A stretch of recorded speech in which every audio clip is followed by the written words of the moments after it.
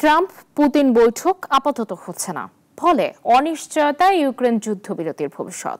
যুদ্ধের সমাপ্তি নিয়ে বিশ্বজুড়ে যেসব আলোচনা চলছিল তা এখন মুখ থুবড়ে পড়েছে। শীঘ্রই হচ্ছে না ট্রাম্প পুতিন বৈঠক, আর এতে অনিশ্চয়তায় পড়ে গেছে ইউক্রেন যুদ্ধবিরতির ভবিষ্যৎ।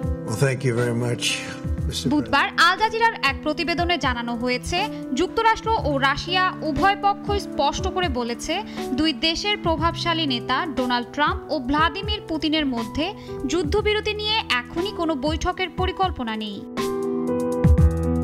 এর আগে ট্রাম্প দাবি করেছিলেন তিনি 2 সপ্তাহের মধ্যেই হাঙ্গেরিতে পুতিনের সঙ্গে সাক্ষাৎ করবেন, কিন্তু হোয়াইট হাউস জানিয়ে দিয়েছে এমন কোনো আনুষ্ঠানিক পরিকল্পনা তাদের নেই।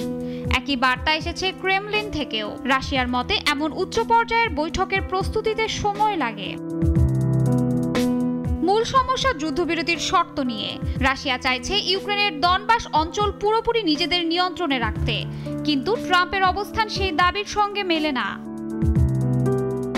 এদিকে মঙ্গলবার ডোনাল্ড ট্রাম্প একটি বিতর্কিত মন্তব্য করেন। তিনি বলেন, ইউক্রেন এই যুদ্ধে জিতবে না। তার এই বক্তব্যে ক্ষোভ প্রকাশ করেছে জেলেনস্কি প্রশাসন।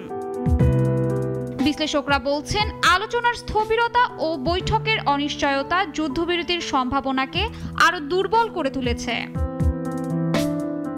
শাশ্বতী সরকার, নাগরিক।